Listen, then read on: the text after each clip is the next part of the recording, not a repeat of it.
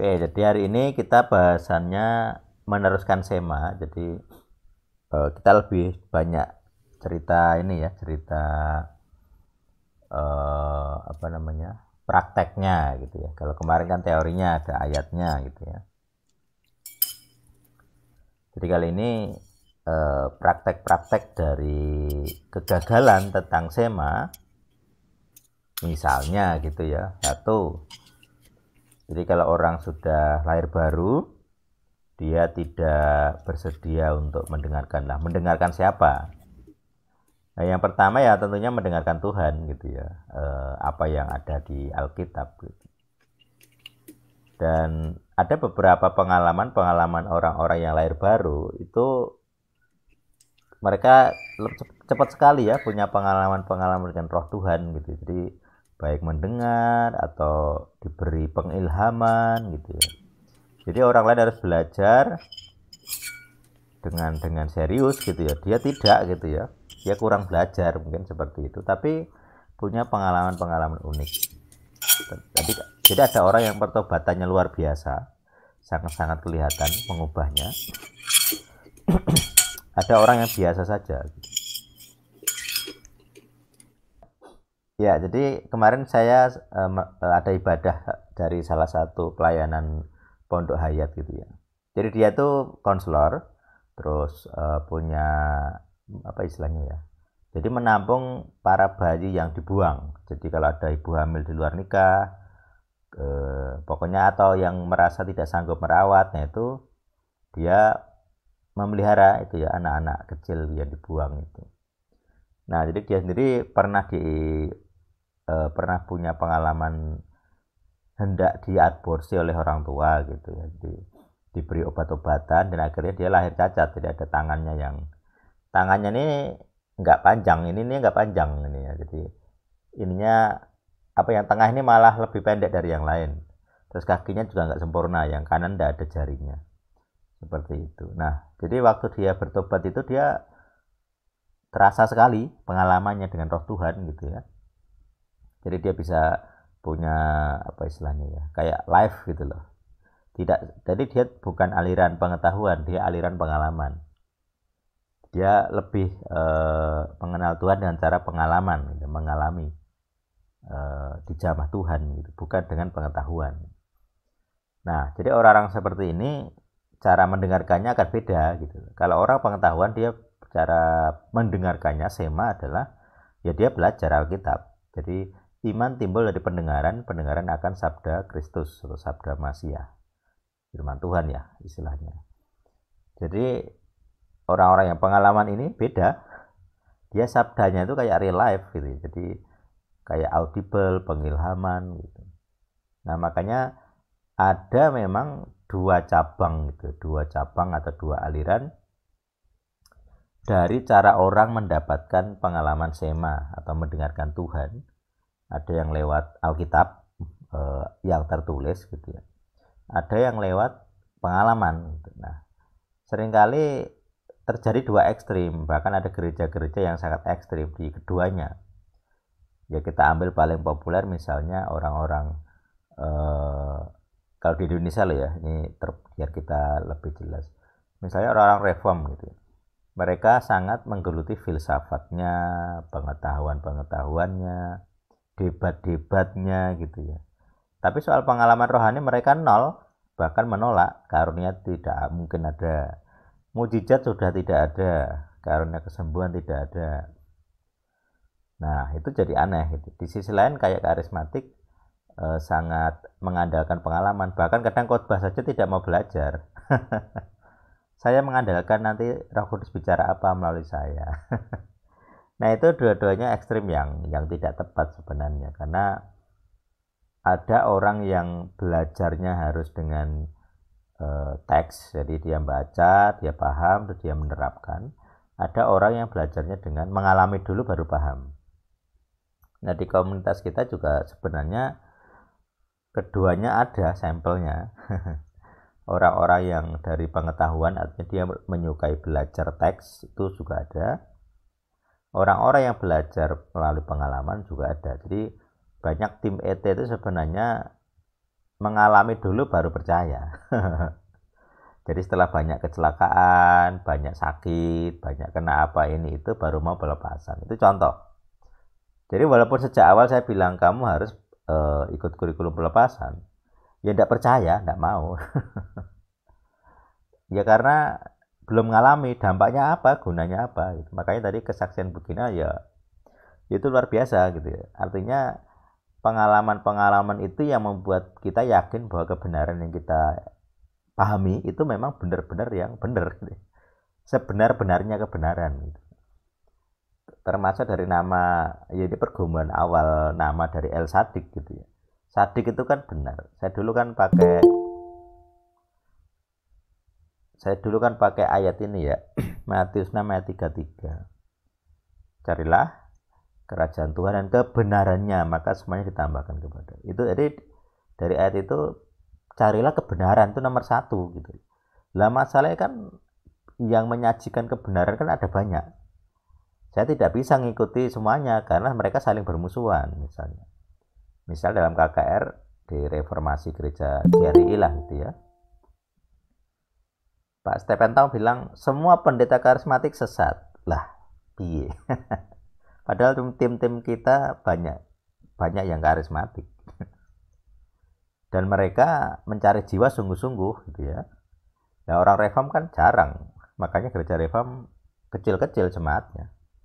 Karena jarang PI. Saya belum pernah dengar orang reform menobatkan orang kayak orang karismatik gitu. Jadi bermisi di tempat terpencil gitu ya, terus susah payah memenangkan jiwa gitu-gitu. Orang reform belum pernah cerita seperti itu. Isinya orang karismatik semua. Jadi soal pengalaman orang karismatik lebih bagus. Soal pengajaran reform bisa lebih baik walaupun tidak paling baik.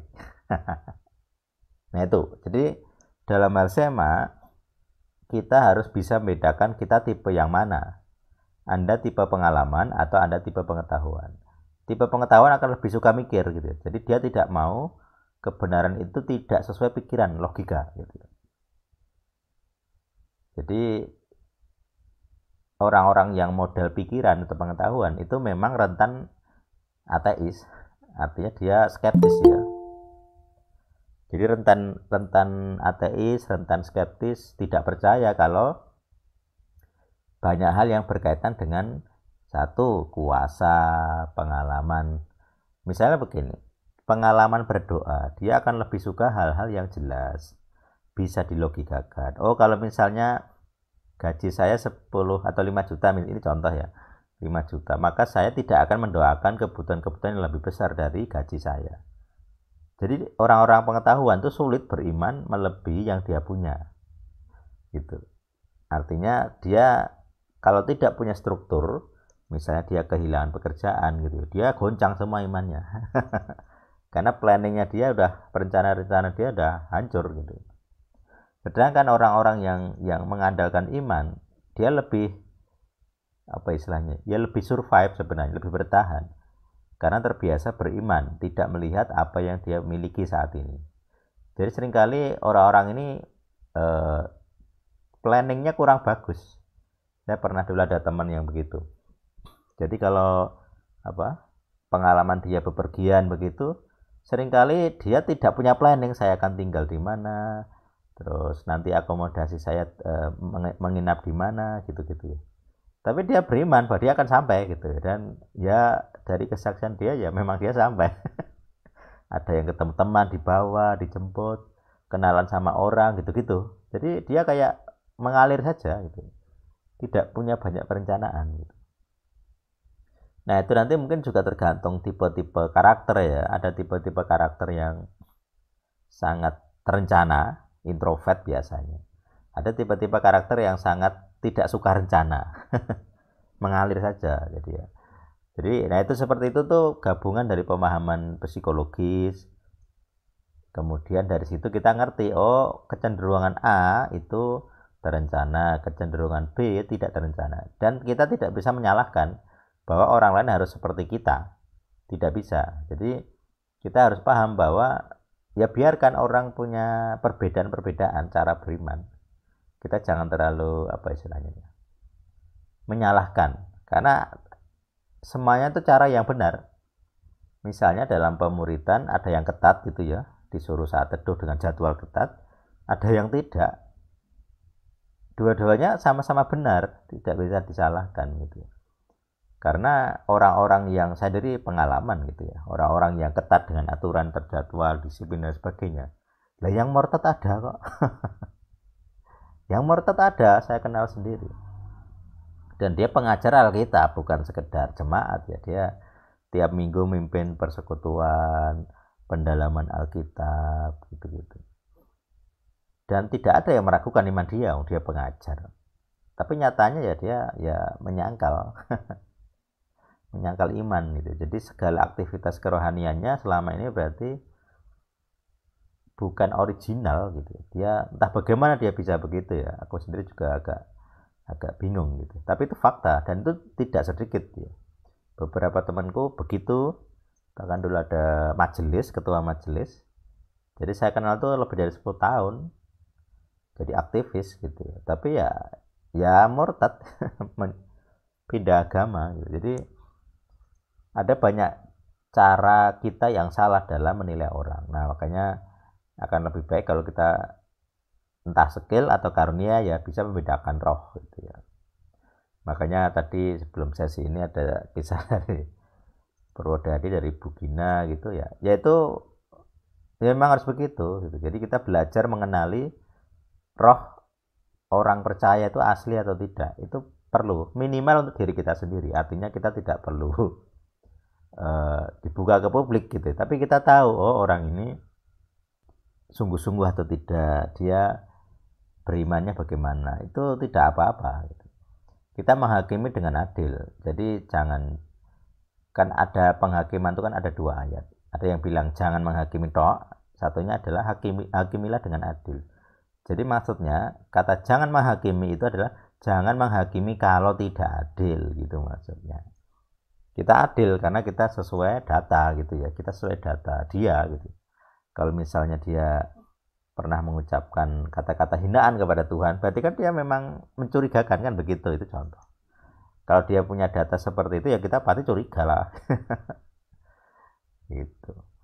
Nah ini sangat menarik karena banyak konflik gereja pecah, banyak konflik personal di kalangan persekutuan. Ya gara-gara sebenarnya perbedaan cara sema, cara mendengar Tuhan. Ada yang sangat teks, jadi harus teks gitu ya.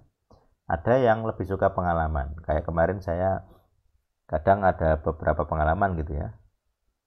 Ya saya bertanya ini Roh Kudus atau bukan, ini Tuhan atau bukan gitu. Termasuk ketika ini ya membuka pelayanan ini gitu di El Sadik ini juga bagian dari cara saya mendengar gitu. Dulu ya saya bingung. Bahkan ketika saya belajar banyak aliran kan saya semakin bingung lah kok akeh men. Mereka saling mencap sesat, terus saya ikut yang mana. Jadi akhirnya setelah karena penasaran itu dan juga kebingungan ya berarti saya harus belajar secara pengetahuan. Karena secara pengalaman sulit dinilai gitu ya. Misalnya orang karismatik menyembuhkan. Lah kan banyak yang kesaksian sembuh juga. Jadi secara pengalaman kan sulit dinilai. Kemudian dari sisi pengetahuan, orang-orang yang menggeluti pengetahuan misal reform atau mesianik, mesianik lebih paham orang-orang apa secara literalnya gitu. Tapi mereka juga punya kesalahan-kesalahan gitu tentang tradisi-tradisi atau cara berpikirnya gitu. Misalnya ada kalangan Yahudi mesianik gitu ya, yang Judaizer yang bau-bau Yahudi gitu. Mereka suka pakai kippah, mereka suka pakai apa itu namanya tefillin untuk berdoa. Terus rambutnya dipeat-peat pinggir-pinggir, di blinder-blinder gitu ya. Ya itu ya sah-sah saja itu. Tapi kan itu hanya bentuknya saja, bukan esensinya gitu. Jadi ya kayak orang memelihara apa namanya ujung jubah ada jumbe-jumbe. Terus ditiru gitu ya, jadi pakaian modern tapi di ujungnya ada jumbenya. Ya tidak salah sih gitu niru itu gitu karena memang ada ayatnya. Cuman masalahnya kan yang penting sebenarnya bukan itunya. Yang penting kan apa tasel atau ujung rumbe-rumbe itu kan untuk mengingat hukum Taurat gitu, hukum 10 gitu. Jadi bukan kok kamu lupa hukumnya terus bikin pakaiannya. Sekarang pakaiannya di nomor 1, hukumnya dilupa. Gitu. Sama seperti orang pemuritan yang kalau istilah saya pemuritan sempak. Jadi untuk beli sempak saja harus tanya ke KPA-nya. Kakak, saya sebaiknya beli sempak merek apa? Ukurannya apa? Kainnya apa? Bahannya apa? Sesimpel itu ditanyakan gitu. Tetapi 10 hukum dia tidak diajari gitu ya. Tidak diajari bagaimana siapa Tuhannya, namanya siapa, bagaimana menaati hukumnya. Makanya kadang materi-materi tentang mencuri misalnya, tidak ada. Jarang sekali saya dengar pendeta menyuruh kita harus setia dengan apa yang kita punya. Kita jangan membajak gitu. Tidak ada. Saya belum pernah dengar itu pendeta-pendeta ngomong hal-hal seperti itu gitu. Bahkan kadang di gereja ada kesaksian gitu ya. Ada jemaat, kesaksian, bersyukur anaknya diterima PNS dengan cara bayar 100 juta. Kayak gitu dibanggakan di gereja, ada pendetanya tidak nampak menegur. Harusnya kan dimarahi gitu. Itu hukum apa yang diajarkan gitu loh. Bagaimana orang bangga bisa melanggar aturan gitu. Dan dianggap itu berkat Tuhan. Ini kan Tuhan yang mana? Nah, ini pemahaman-pemahaman seperti ini yang bagi saya kurang gitu ya di dalam kejemaatan gereja. Banyak kita itu suka bikin aturan sendiri, tapi lupa aturan-aturan yang asli. Dan mereka mengaku diri orang-orang aliran pengetahuan, artinya mereka belajar Alkitab, tiap minggu belajar Alkitab, rutin diskusi Alkitab. Tapi mereka pelaku dari kesalahan-kesalahan ini. Ya itu intronya ya. Jadi materi malam ini ada 2 aliran. Nah sekarang silahkan ditanyakan atau dipergumulkan. Kita forumnya bisa terbuka dan diskusi. Apa saja masalahnya dari 2 aliran ini? Terus kira-kira solusinya apa? Silahkan. Kalau ada yang mau mandu diskusi juga silahkan. Halo Cahyo, Anjar, silahkan masuk.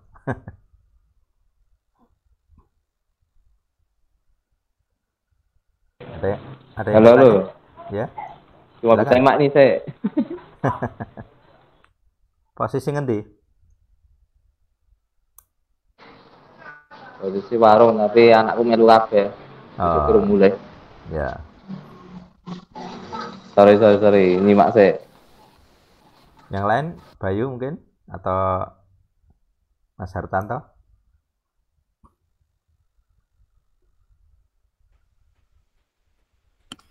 Iya, mungkin saya sih Mas agak ya rasanya kok kayak ada rasa keingintahuan tentang kan tadi Shema kan ada 2 antara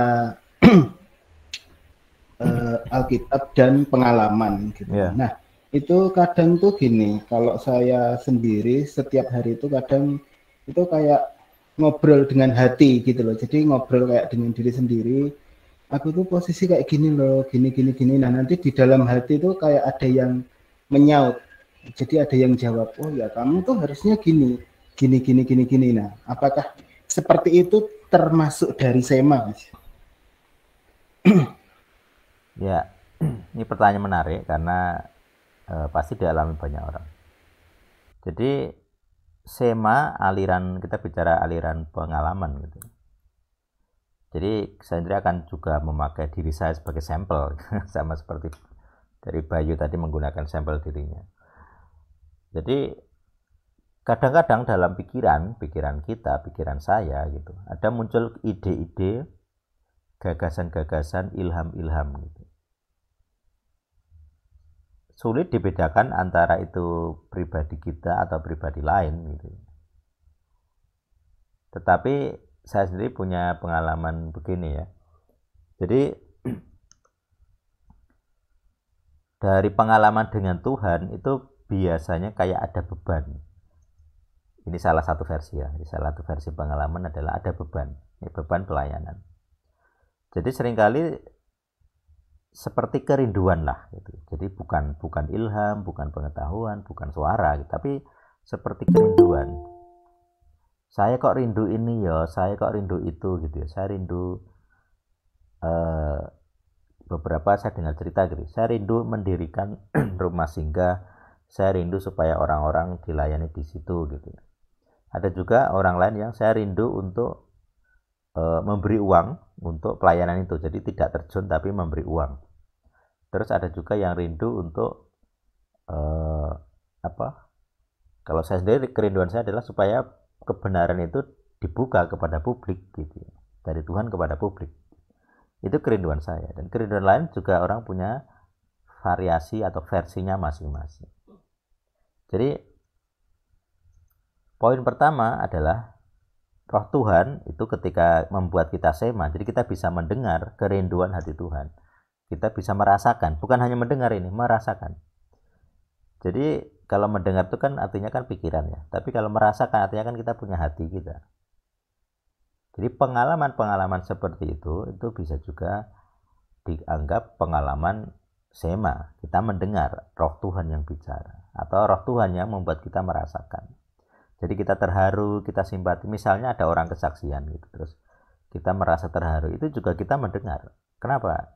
Karena kita tahu Tuhan yang bekerja gitu dalam kesaksian-kesaksian itu. Makanya kalau ada kesaksian-kesaksian yang tidak bermutu, kalau dia peka, tidak akan tersenyuh, terenyuh gitu ya. Tidak akan tersentuh. Malah dia aneh men.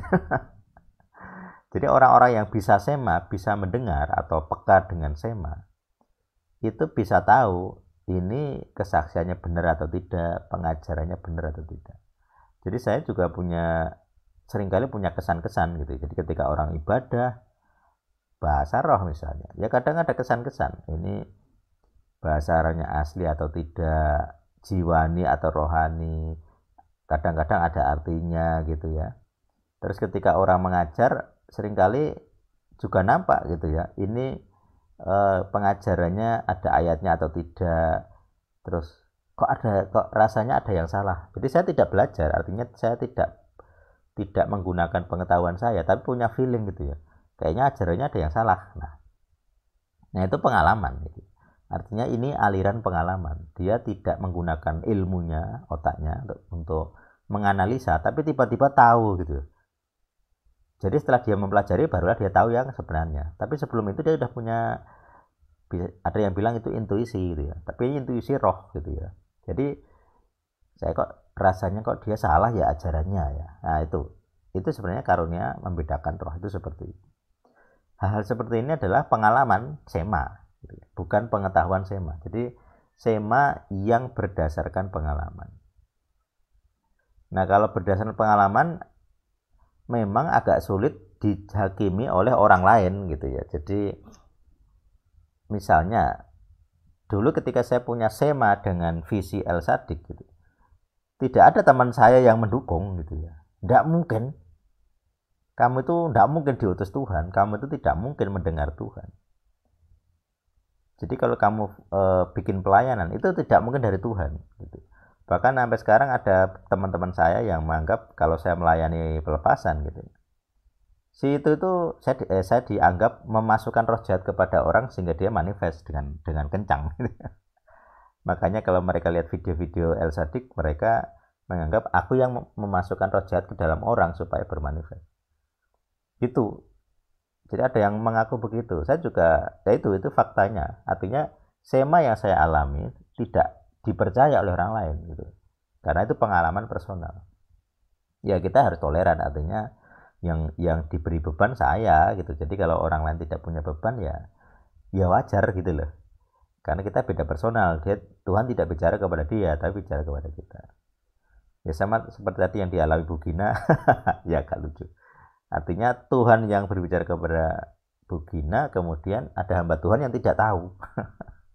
Tapi kelihatan kan ada powernya, ada kuasa yang bekerja ketika kita berdoa. Jadi doa orang benar itu besar kuasanya. Artinya buginanya lebih benar dari yang dites. Ya gitu. Jadi memang hal seperti ini prakteknya memang akan saya awasi ya, untuk untuk tes power, tetapi itu bagian dari kurikulum yang harus dilalui.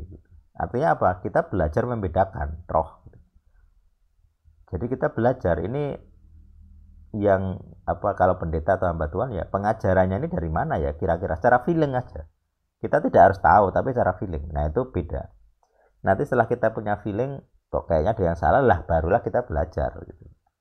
Nah orang-orang yang aliran pengetahuan, aliran pengalaman itu begitu. Dia mengalami dulu baru belajar. Sedangkan orang-orang pengetahuan, dia belajar dulu baru mengalami. Biasanya kalau orang pengetahuan itu stres, kenapa? Dia nggak ngalami. Dia tahu Tuhan menjawab doa, dia tahu Tuhan mendengar doa, tapi dia nggak ngalami. Stres biasanya. Nah, karena nggak punya pengalaman banyak, biasanya meremehkan orang-orang yang aliran pengalaman. Wah, kamu itu bodoh dan macam-macam. Artinya tingkat kesombongannya lebih tinggi biasanya. Ya, itu resiko orang dengan pengetahuan gitu. Jadi biasanya ya meremehkan orang yang tidak tahu gitu. Dia lebih suka debat daripada mengalami Tuhan. Nah, itu contoh. Gitu. Jadi kalau misalnya dia lebih pintar, dia pengen mempermalukan yang tidak pintar. Pengen banget ngotot gitu. Jadi kalau dia tidak mengakui kita, artinya misalnya dia pengen mengubah kita, terus kita tidak mengakui dia, dia merasa marah. Kamu tuh harus terima saya. Nah, gitu. Jadi ngototnya kenapa? Kan dia merasa lebih gitu. Nah, ini yang kekurangan dari atau jebakan dari orang-orang yang aliran pengetahuan adalah biasanya empatinya kurang, terus pengalaman dengan Tuhannya kurang, pengalaman berdoanya kurang dan sebagainya. Ada banyak hal gitu. Makanya saya sangat toleran dengan di komunitas kita. Kamu berdoa dengan cara apa terserah, saya tidak peduli. Kamu gereja mana terserah, bahkan pemuritan manapun terserah, saya tidak peduli. Karena saya bisa menerima semuanya. Saya bisa ibadah dengan jedak-jeduk yang meriah, oke. Bahasa roh teriak kenceng ya oke. Saya meditasi ya boleh, tidak masalah. Kan itu hanya bentuk saja. Bukan itu esensinya gitu. Saya tidak masalah dengan banyak aliran gitu. Misalnya ada orang yang sangat ketat dan disiplin, ya tidak apa-apa, silahkan. Yang penting kamu ngerti batasan-batasan disiplinmu, kan itu kan pengetahuannya. Jadi orang-orang disiplin itu suka pengetahuan. Jadi dia sangat ketat gitu ya. Jadi kalau sampai dia melanggar A yang sangat kecil, dia merasa berdosa. Nah itu jadi jebakan lagi. Padahal dosanya itu dosa buatan dia sendiri.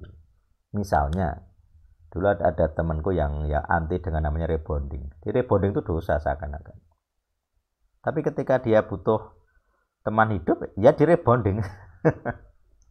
Atau berdandan lah, bukan hanya rebonding, berdandan. Bagi saya, ya berdandan kan hal wajar. Bahkan di Alkitab kan ada. Hendaklah istri berdandan bagi suami. Itu ada ayatnya gitu. Bahkan suami-suami yang baru menikah, setahun tidak boleh berperang. Kenapa? Ya ngurus rumah tangga gitu, ngurus istri anak. Gitu. Jadi berdandan itu bukan dosa gitu. Tapi di kalangan tertentu yang sangat istilahnya sangat rohani, sangat fanatik gitu. Tidak mau berdandan gitu. Jadi berdandan itu gara-gara ayatnya Paulus itu loh, janganlah hendaknya wanita berkepang-kepang gitu, haruslah hidup sederhana ya gitu. Jadi penerapannya dia tidak akan berdandan gitu. Cuman faktanya nanti kalau butuh ya berdandan. Artinya kan dia melanggar ajarannya sendiri. Misalnya tentang teknologi, dulu pakai HP, ya ini pengalaman spesifik, tidak semua orang mungkin akan seperti itu. Dulu ada yang komentar bahwa pakai motor yang irit saja, jadi pakai motor boros itu bukan seorang murid sejati. Kalau pakai HP tidak boleh pakai kameranya, yang murah-murah saja. Artinya dia menekankan hidup sederhana. Ini teologi kemiskinan atau teologi penderitaan. Tapi saya lihat orang-orang yang penganut teologi penderitaan tidak ada yang miskin, lucu ya. Orang-orang penganut teologi penderitaan selalu kaya raya. Orang-orang yang penganut teologi kemakmuran banyak yang miskin malah. Karena dia malu gitu ya. Maksudnya yang miskin itu pengen kaya gitu. Tetapi orang-orang yang penganut teologi penderitaan tidak pernah bermisi ke kampung gitu. Katanya teologinya penderitaan, tidak pernah kok dia kekurangan makan tuh, tidak pernah. Gerejanya gede-gede gitu. Tapi orang-orang yang penganut kekayaan, kemakmuran malah menderita di kampung-kampung, bermisi dengan biaya sendiri. Gitu-gitu. Jadi dunia Kristen ini memang banyak lawakan-lawakan lucu. Makanya kita di Elsadik ini saya harapkan kita ngerti saya aliran mana, saya aliran pengalaman atau pengetahuan. Terus berarti kalau saya berarti harus melengkapkan diri dengan apa yang kurang. Kalau saya dari pengalaman dulu, berarti saya harus banyak belajar pengetahuan. Kalau saya aliran pengetahuan, jadi saya banyak belajar dulu, kurang pengalaman, maka saya menuntut Tuhan untuk membuat saya mengalami hal-hal iman secara real gitu. Iman bahwa Tuhan berkuasa, Tuhan menjawab doa gitu. Misalnya tentang jawaban doa, seringkali saya caranya ya saya tidak akan ngomong orang gitu ya. Jadi saya hanya pikirkan sendiri, tidak pernah saya omongkan. Nah kalau terjadi, nah itu saya anggap Tuhan berkuasa. Sama seperti dulu di zamannya SMP itu yang kemarin saya ceritakan di beberapa video saya. Ketika saya tidak religius, ketika Tuhannya orang Kristen dihina, ya saya tidak marah. Tapi saya pengen ngetes gitu, saya bicara dalam hati saya. Loh itu loh kamu dihina, melakukan sesuatu gitu loh, membela diri gitu. Terus ketika yang menghina itu bengkak mulutnya, entah kena giginya atau gusi gitu. Saya baru ngeh, ternyata omongan saya itu didengarkan, ada yang mendengarkan isi hati saya. Kan tidak mungkin itu manusia gitu, itu kan sesuatu yang lain. Dan karena itu bengkak, dia diam gitu, tidak lagi menghina. Nah berarti kan sesuai dengan pikiran saya. Itu. Nah itu contoh saya ya menguji pengalaman-pengalaman gitu. Kalau yang aliran pengetahuan berarti seperti yang kita lakukan harus literal. Jadi kalau aliran pengetahuan harus literal. Saya perhatikan orang-orang yang aliran pengetahuan di Indonesia, terutama reform gitu ya, karena mereka bangga dengan filsafat dan pengetahuan. Mereka tidak pernah kok bahas literal. Ibrani aja nggak paham. Mereka bahasnya terjemahan. Jadi kalau debat, kalau mengajar, diksi yang dipakai itu kata-kata terjemahan. Nah ini menarik gitu ya, karena mereka merasa dirinya literal, aliran pengetahuan, tapi pengetahuannya pun bukan yang top gitu ya, bukan yang paling baik gitu. Di atas mereka masih ada mesianik yang lebih literal, yang lebih paham bahasa asli, lebih paham ajaran-ajaran yang real gitu ya, warisan-warisan dari yang kuno. Reform mana paham? Mereka aja pengen apa itu? Pokoknya musik yang original gereja itu harus himne, harus piano. Lah tidak ada kata piano di Alkitab. Kata himne saja tidak ada.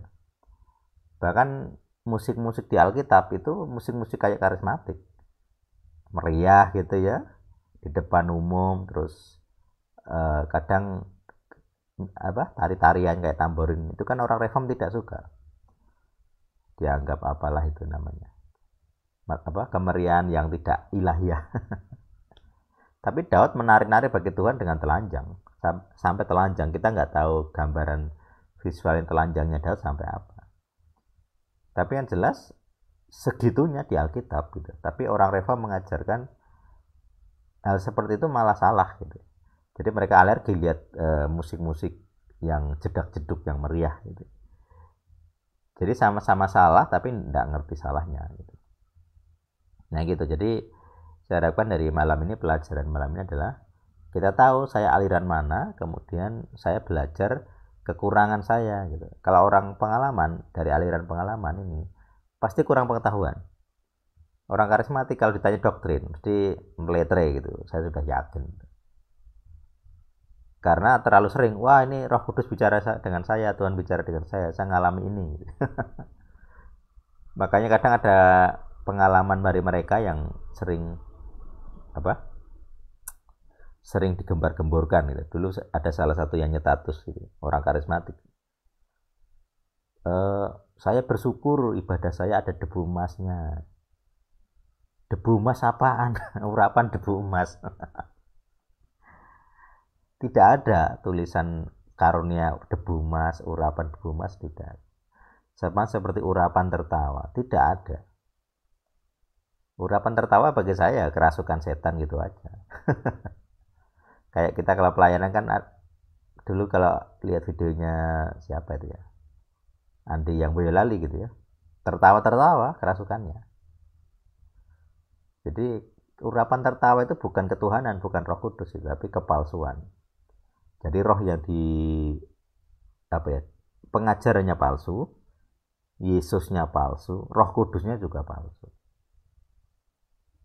Nah ini kesalahan dari orang-orang kalau aliran pengalaman gitu. Karena dia nggak bisa ngecek dengan pengetahuannya apakah di Alkitab sesuai atau tidak gitu. Kadang-kadang di beberapa pelayanan pendoa-pendoa pelepasan gitu ya, ya saya agak ya kasihan gitu ya. Seandainya saja mereka kenal cara kita, cara ete gitu. Misalnya mereka bisa lihat roh gitu ya, terus ketakutan, jam 2 bangun untuk berdoa. Loh kita kan tidak pernah begituan. Jadi mereka begitu ngotot untuk membela diri harus 2 puasa. Kita kayak di El Sading tidak pernah. Ngapain 2 puasa kalau tidak perlu gitu. Tapi mereka merasa perlu dan merasa berdosa kalau tidak 2 puasa. Makanya ini apa namanya? Yang menyulitkan gitu. Jadi orang nggak bisa bedakan mana esensi, mana bentuk gitu. Jadi bentuk-bentuk dan esensinya itu harus kita bedakan.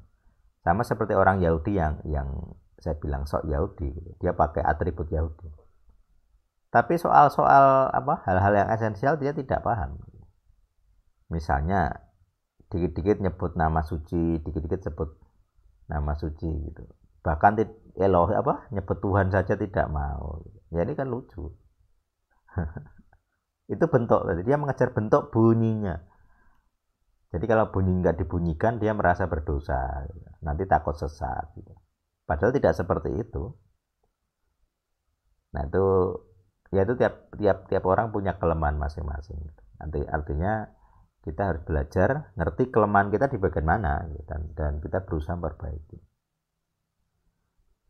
Ya itu ya untuk jawabannya Mas Bayu. Untuk aliran pengalaman seperti itu. Jadi saya sendiri tidak bisa menjudge salah benar agak sulit gitu ya.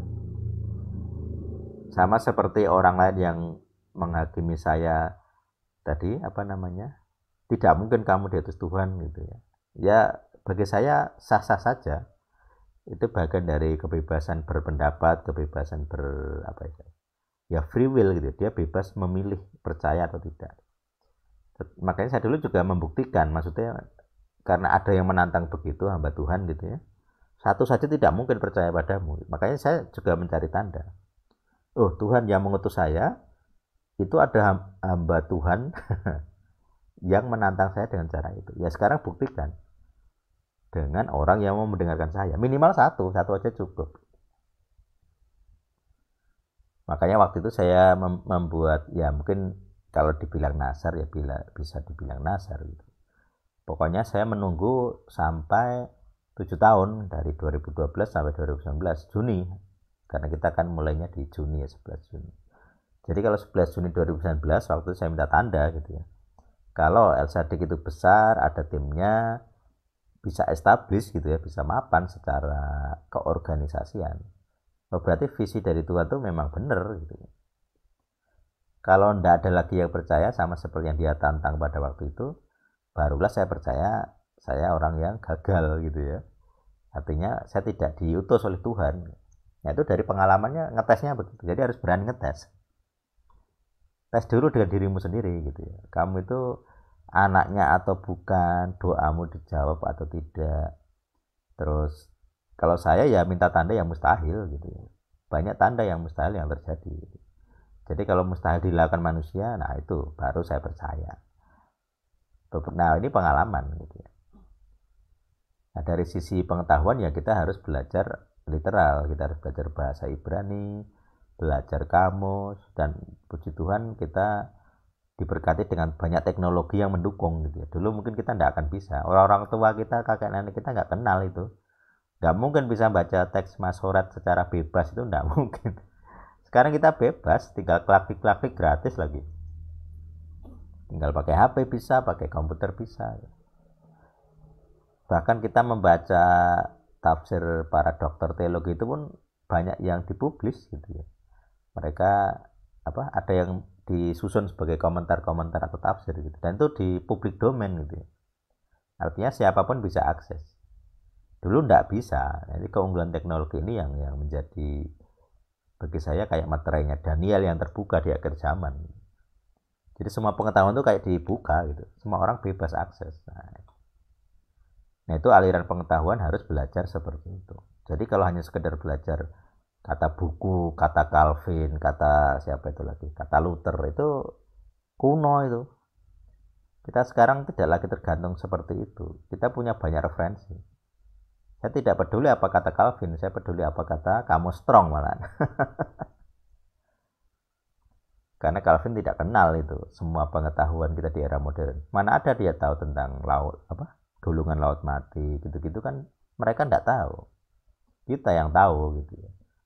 Karena baru ditemukan tahun 47, 46, 50-an. Jadi seakan-akan era perang dunia kedua itu kayak membuka materai baru sebenarnya. Ini itu masuk dalam pemetaan global. Asik sekali kalau itu. Ya itu dulu, silahkan kalau ada yang tanya yang lain. Atau mau survei, kira-kira yang aliran pengalaman siapa nih?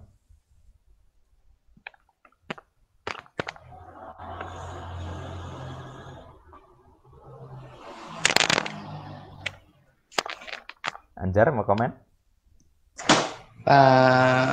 Jadi telat ya, jadi nggak bisa nggak bisa secara detail tadi karena telat. Cuma mungkin mau sharing, Mbak. Saya pernah kayak ada kesan suara gini. Kamu akan dapat yang gede, maksudnya dapat penghasilan yang gede. Terus tak tanya, siapa kowe? Dia ngaku Tuhan. Tuhan siapa? Tuhan yang itu bukan Hawa kan? Bukan. Terus dia diem, nggak jawab. Dia ngaku Tuhan, tapi tak tanya, kamu Hawa bukan? Dia diem. Terus, ya, memang ya begitu sih. Nah menurutmu bagaimana? Itu siapa itu? Saya juga bingung. Terus sampai sekarang nggak pernah dengar suara itu lagi. Utusan Tuhan bukan. Mengasah utusan Tuhan, tapi saya tanya utusan Tuhan yang itu bukan. Iya, Yahweh bukan. Diem dia. ya sebenarnya di pengalaman pelepasan di El Sadik banyak sih. Itu bukan pengalamanmu saja. Dulu ada di jemaatnya GBT El Sade itu, dia diajak bicara ngakunya Yesus gitu. Jadi ketika ditanya, ini pakai bahasa Jawa gitu, jenengan sinten? Aku Yesus. Dia terang-terangan kamu. Cuman lucunya visualisasi dari Yesus ini kayak orang tua pakai tongkat gitu. Jadi begitu saya mendengar gitu ya dalam hati ya saya terbahak-bahak gitu. Nah, ini ada kodam, ada roh mengaku bernama Yesus gitu. Jadi beberapa kalangan dulu juga ada yang ya ini agak-agak kesukuan gitu ya. Jadi ada bisa dibilang sinkritis, bisa dibilang akulturasi gitu.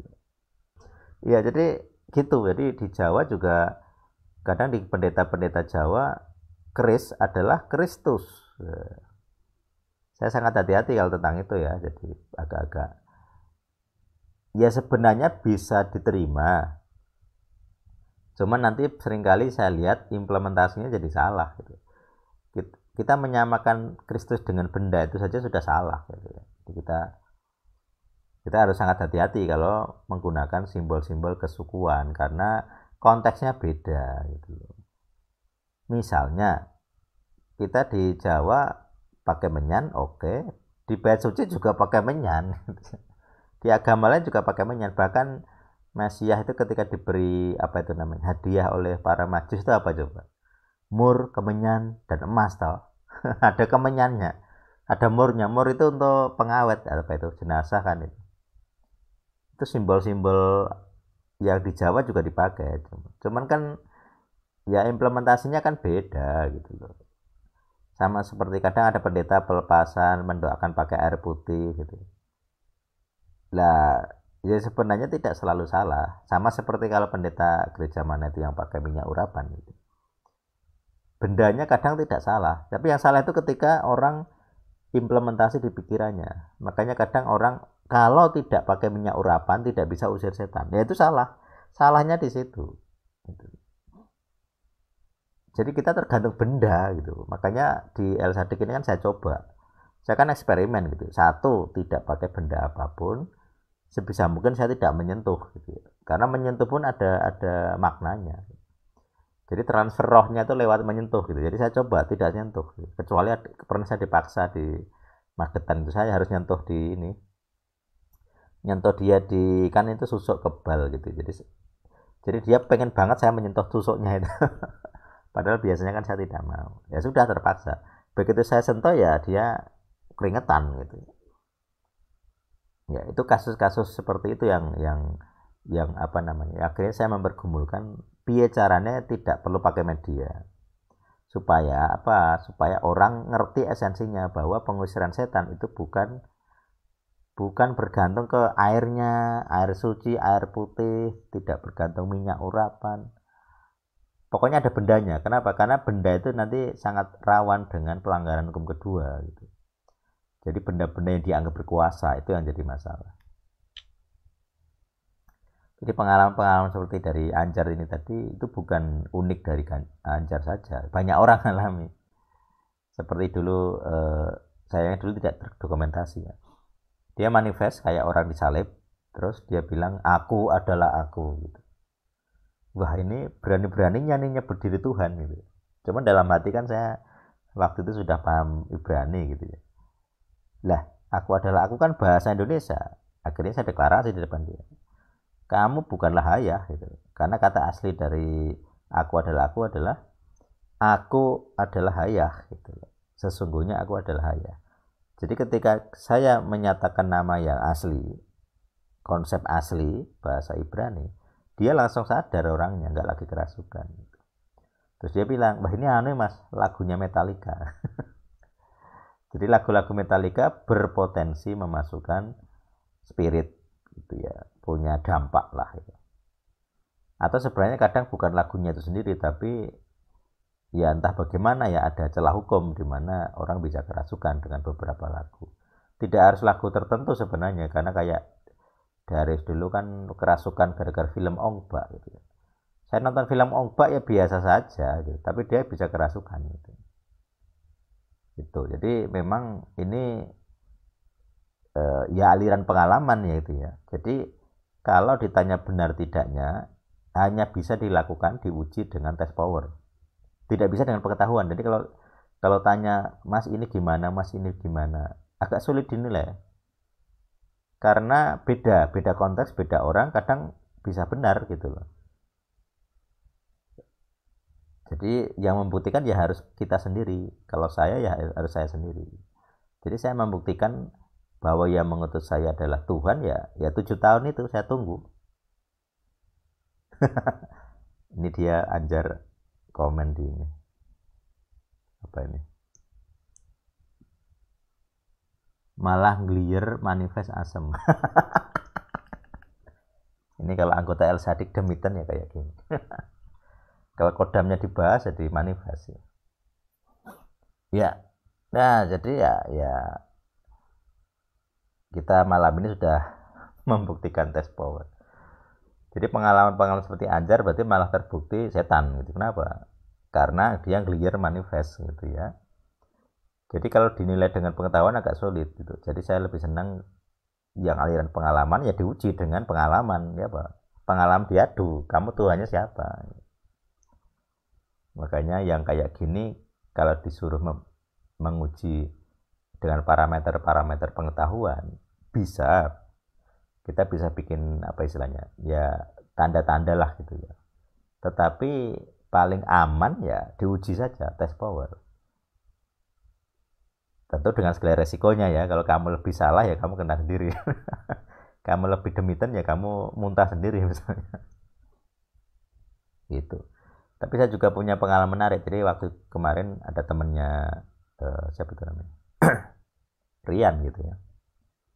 Jadi dia kayaknya indigo gitu, terus waktu ngomong dengan saya kan dia pusing-pusing gitu. Dia merasa saya melakukan sesuatu gitu. Tapi waktu itu dia bilang ke Rian di kesempatan berikutnya, anu itu apa, temanmu itu ada banyak, jadi saya itu dianggap punya banyak apa namanya, banyak setan di belakang saya gitu. Terus dia bisa menyembuhkan gitu. Terus Rian kan bilang ke dia, lah wong ketemu dia saja kamu yang pusing kok kamu yang menyembuhkan. Nah, jadi artinya orang-orang seperti ini sudah langsung teruji gitu dengan tes power gitu. Jadi kalau kita punya kuasa di dalam jalan benar ini atau jalan lurus gitu ya, al-sadik gitu, kita nggak perlu ngapa-ngapain. Saya nggak ngapa-ngapain loh waktu itu. Dia sendiri yang bilang pusing-pusing. Saya tidak mendoakan dia, saya tidak deklarasi apapun. Karena yang kami obrolin itu bukan dia sebenarnya. Dia itu ngobrolin, dia kan guru ya, jadi guru kayak guru BP lah, konselor. Jadi kami ngobrolin yang lain, si siswa ini. Tapi yang pusing dia gitu. Gitu. Jadi aliran pengetahuan diuji dengan pengetahuan. Jadi kalau orang merasa pintar dengan teologi, ya kita uji dengan ilmu teologi, kita uji dengan bahasa asli, itu paling mentok gitu ya. Jadi kalau sudah bahasa asli, siapa yang lebih tinggi? Tidak bisa, tidak ada yang bisa melawan kamus strong, itu tidak ada. Sudah kamus bahasa kok, mau dilawan gimana? Itu diakui seluruh dunia oleh ya semua orang teologi, tidak ada yang bisa bantah. Terus kalau misalnya dia aliran pengalaman, ya kita uji dengan tes power. Kamu, Tuhanmu asli atau tidak? Sama seperti dulu ketika tentang Isa gitu ya, saya uji dengan pengalaman. Dengan pengalaman, ternyata ada orang kerasukan roh Isa gitu. di channel pelepasan ada itu, kerasukan roh Isa Al-Masih. Jadi Isa Al-Masih itu ada rohnya, bukan sekedar ajaran, ada spiritnya. Jadi kalau orang Kristen menyembah Isa Al-Masih lah, itu jadi problem besar. Apalagi ada gereja dengan sinode Isa Al-Masih, dan anggota itu ada itu. Dia pendeta muda di gereja Isa Al-Masih. Agak menyulitkan memang, ya, itu ya gimana lagi. Ya begitu jawaban saya untuk pengalamannya Anjar. Bukan jawaban saja, tapi langsung tes power kita di sini. Yang lain mungkin bisa bersaksi dia Anda aliran pengetahuan atau aliran pengalaman. Karena ini sema ini penting. Kalau kamu salah mengerti dirimu, kamu kesulitan mendengar Tuhan. Jadi kalau misalnya kamu alirannya pengetahuan, terus kamu berusaha mencari pengalaman, ya raiso gitu ya.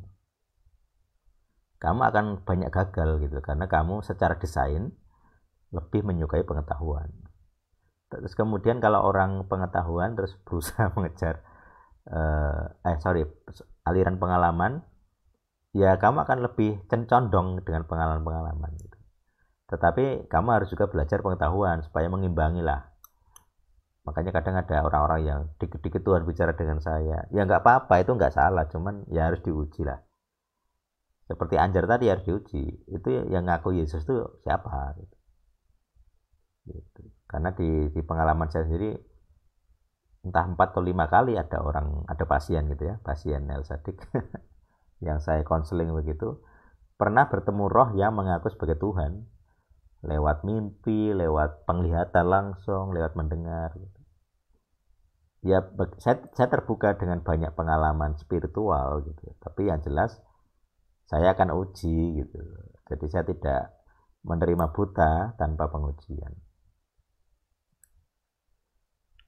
Ya mungkin begitu, silahkan yang lain bisa komen atau bersaksi. Sorry disambi mangan yo. Pak Wid mau sambil mangan. Kan aku telat ya, jadi aku pengen bertanya.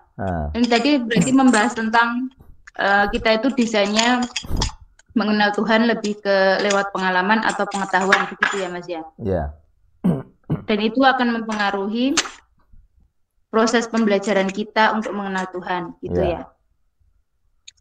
Nah, kalau misal contohnya nih kayak aku, dari dulu kan di persekutuan yang lama juga pernah kayak diajarkan misal minta karunia bahasa roh kayak gitu kan. Tapi dari zaman dahulu kala sampai saat ini itu nggak dapat, bahkan sudah ditumpangi tangan sampai Pak Aquila, siapa lah kayak gitu, didoakan, ditumpangi tangan, ditungguin, enggak, biasa aja tuh gitu, enggak muncul-muncul. Terus katanya sembah Tuhan mungkin di dalam apa ya, kayak waktu-waktu pribadimu dengan Tuhan itu justru malah dikasih gitu. Nah, tapi nggak dapat. Nah, apakah itu ciri menandakan aku itu didesain untuk mengenal Tuhan secara pengetahuan? Ya, jadi bisa begitu. Jadi kalau aku menilai gitu ya, kalau aku menilai ya kamu ya condong ke pengetahuan sebenarnya. Kalau suamimu malah pengalaman.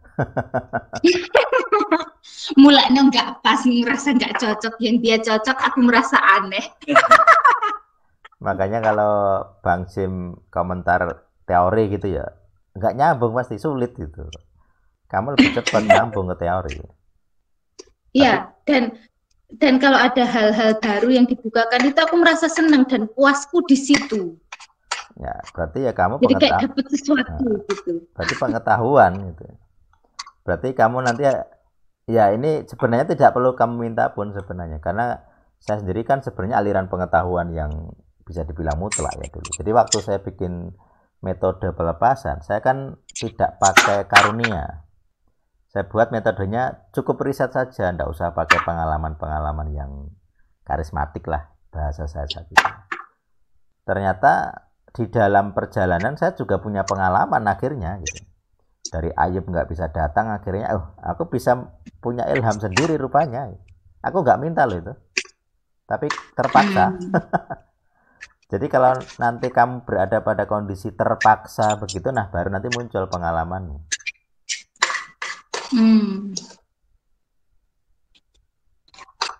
Oke. Terus aku belum jelas Mas tentang desain itu mempengaruhinya kita kepada pengenalan akan Tuhan itu bagaimana? Terus kalau aku pengetahuan itu aku harusnya bagaimana? Kalau misal Bang Jim pengalaman itu harusnya dia bagaimana? Ya, saya rasa kita itu pasti berada pada salah satu sisi saja awalnya ya. Jadi ketika lahir baru biasanya orang itu condong ke salah satu. Ada yang pengalaman, ada yang pengetahuan. Jadi saya dulu lahir baru ya karena bukan pengalaman, karena pengetahuan. Loh, aku kok sekarang paham, dulu kok enggak gitu. Jadi pengetahuanku yang lebih maju gitu. Jadi aku tidak puas kalau sesuatu itu tidak masuk logikaku tentang iman gitu. Nah, itu nanti mempengaruhi. Jadi saya awalnya memang punya alergi dengan pengalaman-pengalaman rohani. Jadi waktu saya SMA, ada teman saya karismatik gitu. Aku tuh ditumpangi tangan gitu ya, terus dia bilang nanu. Bagi saya ini bahasa apa? Bahasa setan gitu ya.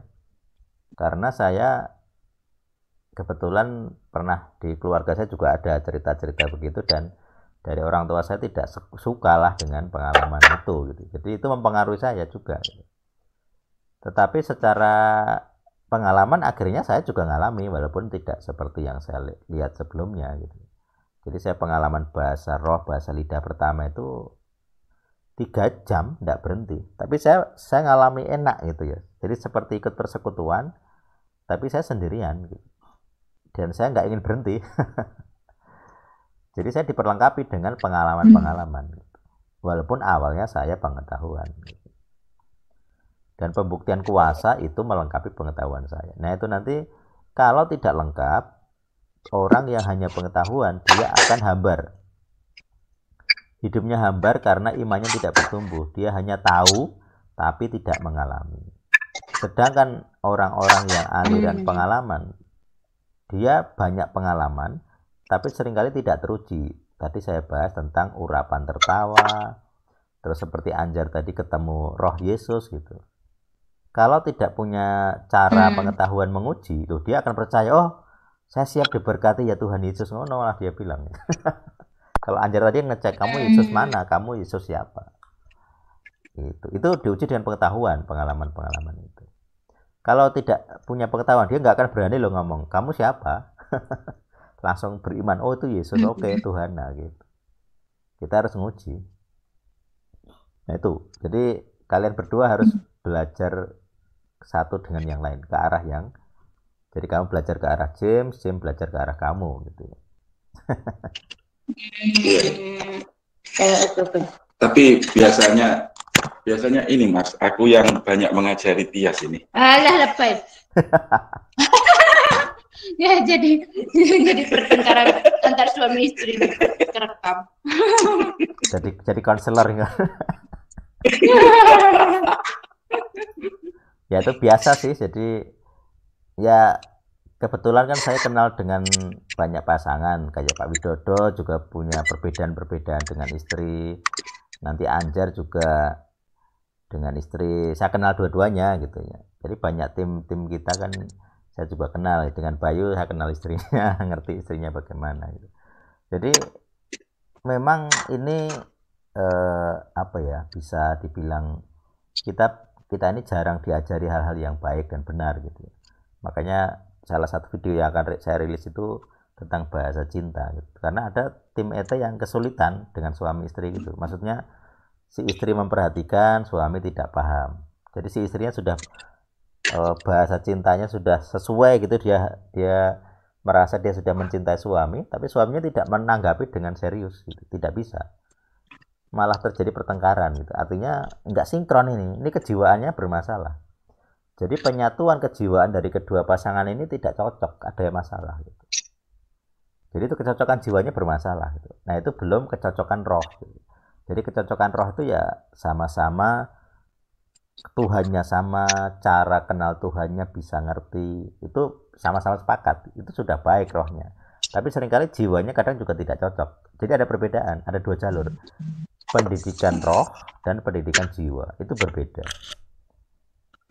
Jadi ada orang yang sangat bagus di jiwa, jadi keduanya cepat nyambung soal kejiwaan gitu ya.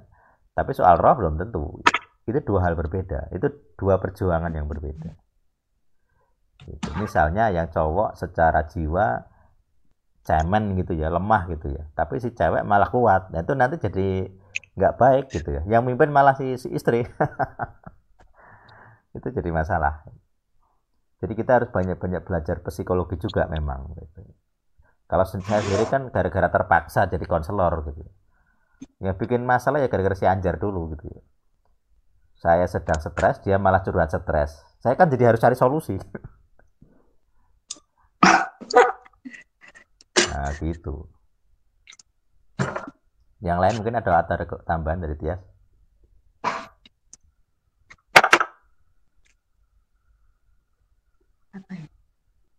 Berarti maksudnya kalau orang yang basicnya pengetahuan itu harusnya kayak minta pengalaman, walaupun itu minta itu dalam tanda kutip ya, secara alami gitu kan. Ya. Saya sendiri tidak pernah minta sih.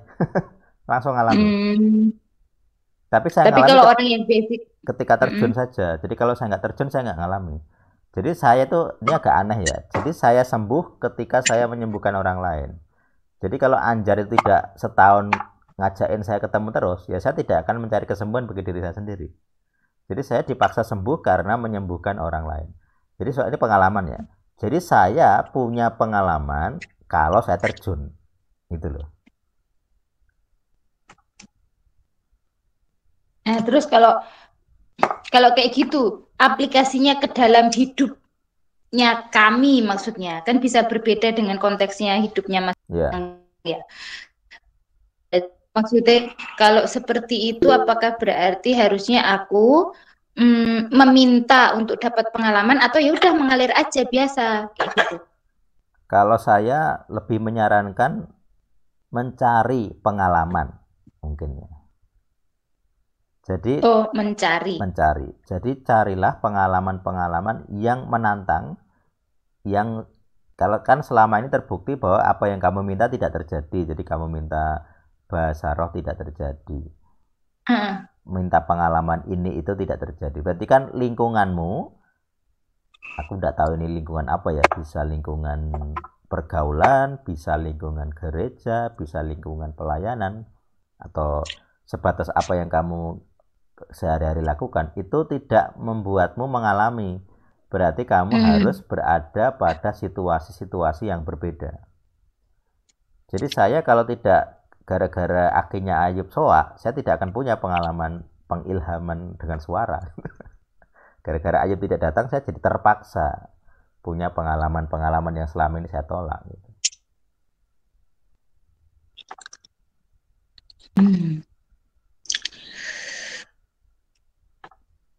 Nah itu pergumulanmu, mau Tuhan akan tunjukkan ke pengalaman apa atau situasi apa, saya tidak tahu. Kadang hal seperti itu hanya boleh diketahui orang yang bersangkutan, tidak bisa diajari. Oke,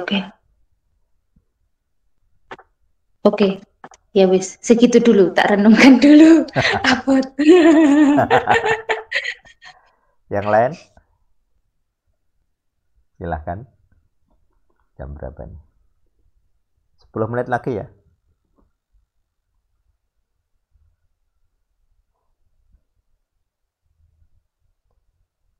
Jadi yang penting mengenali saya itu aliran mana gitu. Jadi biar lebih, namanya kan diagnosa gitu, kayak dokter kan harus tahu gejalanya itu harus tepat gitu ya. Kadang kita kalau nggak jujur dengan diri sendiri ya salah kita sendiri kalau ke dokter gitu ya.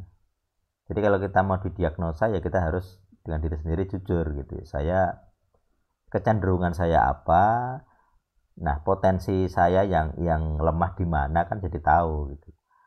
Kalau karena saya aliran pengetahuan ya saya dulu lemah di bagian pengalaman gitu. Jadi seringkali stres gitu ya. Tetapi begitu saya punya pengalaman-pengalaman sebagai pelengkap, barulah saya ngeh bahwa oh ini, jadi pengetahuan saya teruji di dalam pengalaman gitu. Nah nanti sebaliknya bagi aliran pengalaman saya ternyata benar, ada ayatnya gitu loh. Jadi ini kalau nggak belajar ayat kan nggak tahu bahwa memang pengalaman itu benar gitu. Jadi kita harus tahu kita aliran mana, supaya apa? Kita sema, kita bisa mendengar Tuhan. Itu konsep dari, kalau Rabi Yahudi bilang syahadatnya Ibrani kan begitu, syahadatnya Israel ya, syahadatnya Yahudi. Jadi sema, mendengar, dengarlah gitu. Jadi kalau kita tidak mendengar ya jadi sulit. Jadi kesimpulan kita, saya ulangi lagi yang pelajaran kita malam hari ini. Jadi Tuhan menetapkan kita untuk mendengar Dia, sema. Sema itu mendengar Tuhan. Cara mendengar Tuhan tidak selalu sama. Ada yang dengan belajar pengetahuan, ada yang dengan pengalaman. Nah, kita harus tahu kita aliran mana, kita versi yang mana, kemudian kita mencoba gitu, kita berjuang untuk ke sisi satunya. Jadi kalau kita dimulai dengan pengalaman, berarti kita harus belajar pengetahuan. Kalau kita dari pengetahuan, berarti kita harus belajar pengalaman. Nah, kalau dengan pengetahuan berarti kita harus belajar sampai ke akarnya, sampai ke bahasa asli, itu wajib. Kalau pengalaman kita belajar dengan cara apa? Ya tes power. Tes power kemudian diuji dengan pengetahuannya. Benarkah hal-hal yang kita alami itu ada ayatnya? Yang penting itu. Makanya tadi dibahas tentang alam maut. Lawang memang tulisannya alam maut atau terjemahnya alam maut loh. Di banyak versi Alkitab terjemahnya alam maut, Seol itu terjemahnya alam maut. Jadi makanya aku juga heran kok ada pendeta ngajarin tidak ada alam maut gitu. Ya gitu. Mungkin dia terpengaruh Buddhisme ya, karena dia kan LOA ya. Jadi ya sebenarnya tidak heran, karena di LOA itu ya mau tidak mau ya beda konsep sebenarnya dengan agama-agama Israel gitu. Dari cabang-cabang agama Israel tidak cocok sebenarnya. Makanya kalau misal kita bahas Kabalah dari orang-orang Yahudi, kan mereka punya tradisi-tradisi dan ajaran-ajaran tambahan gitu. Ya sebenarnya itu agak sulit kita terima gitu loh, karena tidak ada ayatnya. seperti 10 sefirot. Siapa itu 10 sefirot itu? Yaitu filsafat saja. Sah-sah saja sebagai filsafat, tapi kalau diajarkan sebagai suatu kebenaran, itu jadi masalah. Sama seperti gematria, angka-angka. Lawang angkanya aja hilang satu, gimana gitu. Berarti kan ketambahan, ada yang kurang gitu. Jadi kalau dihitung-hitung ulang, jadi kalau dihitung balik dari angka ke doktrin, jadi luput gitu pasti. Lawang ada huruf yang hilang. Makanya saya menghindari lah tambahan-tambahan seperti itu. Kayak Yahudi kan punya jimat apa itu, hamzah itu loh, yang kayak tangan itu loh. Kayak telapak tangan ada matanya. Itu ajaran siapa? Tidak ada. Kita dilarang menggunakan simbol-simbol itu. Cuman ya itu Yahudi sekarang kan ada yang seperti itu. Ya, itu ya kesimpulan kita. Semoga kita semua bisa mendengar dari diskusi-diskusi ini, terus bisa ngerti diri sendiri itu bagian yang mana, kekurangannya di mana, dan berharap dengan ini kita terus belajar bagaimana bisa mendengar Tuhan, sema itu sendiri, bukan hanya mendengar tapi melakukan, supaya seperti kata Yakobus gitu ya. Jadi iman tanpa perbuatan adalah mati. Ya, demikian sesi live meeting dari pemuridan kita. Kita jumpa lagi di Senin mendatang dengan topik yang lebih banyak, lebih tajam, dan saya harap teman-teman juga bisa terus hadir. Bukan hanya hadir tapi juga semangat untuk berpartisipasi. Karena ya namanya ini kan tergantung kehendak bebas ya. Jadi saya tidak suka juga kalau harus maksa-maksa, tapi saya harapkan ini adalah kerinduan bahwa kita memang sedang sema. Jadi ini ikut sesi ini juga bagian dari sema gitu. Kita belajar mendengar. Gitu. Baik, terima kasih. Kita akan tutup sesinya. Tuhan memberkati kita semua. Amin. Amin. Thank you. Dadah. Terima kasih semua. Sampai ketemu lagi. Sampai jumpa lagi. Iya. Sampai jumpa lagi. Sampai jumpa lagi.